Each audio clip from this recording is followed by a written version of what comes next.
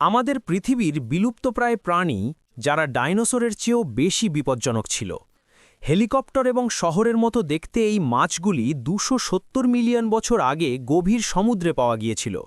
বিশেষ বিষয় ছিল তাদের নিচের চোয়ালের দাঁত ১০০টির মতো ছিল, যা তাদের আরও বিপজ্জনক করে তুলেছিল, কারণ কোনো প্রাণী তাদের সামনে আসার সাথে সাথেই তাদের দাঁত পিছনের দিকে ঘুরতে শুরু করত এবং সেই প্রাণীটিকে ২টি টুকরো করে কেটে আলাদা করে দেওয়া হতো।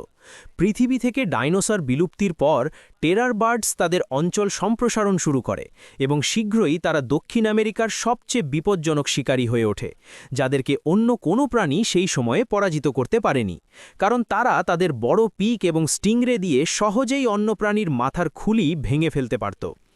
এরপর এই শ্যাওলাগুলি ৮০ মিলিয়ন বছর আগে সমুদ্রের সবচেয়ে বড় শিকারী ছিল। তাদের বড় মুখের কারণে তারা প্রায়শই তাদের শিকারকে জীবন্ত গিলে ফেলত।